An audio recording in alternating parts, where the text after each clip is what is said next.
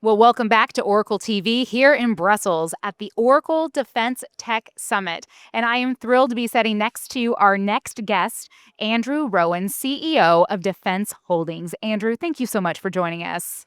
Thanks so much for having me, Shauna. Now, I know that an announcement was just made, a new partnership with Defence Holdings, Oracle, and we're going to get to that in just a moment. But let's start with Defence Holdings. Tell us about who you are and the work you're leading and inside the defense ecosystem. Great. Well, thanks for the opportunity to join Oracle TV. So Defence Holdings is a London-based listed defence tech startup, if that's not too much of an anomaly. So Defence Holdings is really focused on two things. So how can we be an investor in novel technology that solves the customer problem? And when we spot gaps where novel technology is not available, can we build the product ourselves? So we're standing on both sides of the fence, both investor and product builder. So as you look at those gaps and see where can you build it yourself. So this gets me to the actual partnership that has been announced for Oracle to support Defence Holdings' new accelerator program. So what problem are you trying to solve with that? In our areas of interest in the defence sector, the national security sector, the customer problem is paramount. Being close to that customer, intimate with their challenges, understanding how they currently solve the problem and how they might solve it in the future. Now, the accelerator program, which is called Meridian, which we're so delighted to have Oracle as a partner to, is all about bringing in a cohort of companies, some of which will come from the Oracle Defense ecosystem, and getting them as close to that customer problem as we possibly can. And then we start to think about how can we build enduring partnerships, how we can reduce barriers to entry, how can we get access to capital working for that ecosystem then to thrive and the customer to see the benefit from it. So then the effort is to accelerate deployment readiness and customer engagement. But with that in mind, what are some of the biggest problems that you see that prevent promising technologies from ever getting into real operational environments? Defense for a long time has been seen as quite an inaccessible sector, dominated by very large organizations. And I think that's a challenge we take on with a lot of pride and a lot of intent.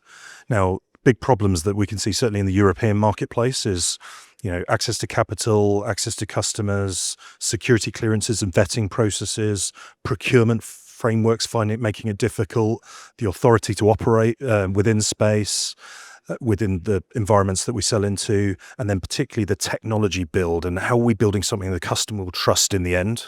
And trust is big. And it's huge. And so what made Oracle Cloud right for Defence Holdings? The thing I'm really impressed with working with Oracle is it feels like a real partnership. It feels like a ecosystem community, if that's not too trite a description, but in its truest sense. So it's not about a big company dominating a set of suppliers. It's about an ecosystem that drives mutual gain. It supports each other. It drives advantage for one actor and another actor in the ecosystem, but with no rhyme or reason as to who is in that hierarchy. And I'm really impressed with Oracle supporting its companies in their go-to-market efforts, in their technology strategies, in their ways of working, their culture, and how they're going to solve those customer problems. It feels like a nice partnership, between organizations that will succeed. And it really is about accelerating this next generation of defense innovation. And so when from your perspective, when you look out at all the emerging technologies, what are you most excited about? Excited and scared, and that's really driving me some most Tell me personal more about motivation. that. So, for me, the world we're living in now is a more dangerous one than I've ever experienced. Conflict is near and conflict is real. And as a result of that, I think as a community, I think we need to act with pace, with determination, with vigor that solves customer problems as quickly as we can. Now, there are 4 particular areas of interest that we're razor focused on. So the first one is agentic AI for defense operations. So how can we drive decision superiority? The second area is autonomous defense systems. So how can we, both with human in the loop and human out of the loop, get things working quicker in a more organized fashion that will defeat the adversary?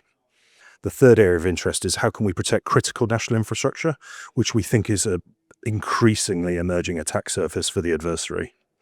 And then the fourth area of interest is cognitive warfare or information operations. So how can we start to think about when we're defending and using those tools to our advantage? Well, thank you for that. And, you have some big work ahead, and we appreciate you, the work that you're doing, the work that you're leading in the defense ecosystem, and thank you so much for spending time with us. Thank you, Shauna.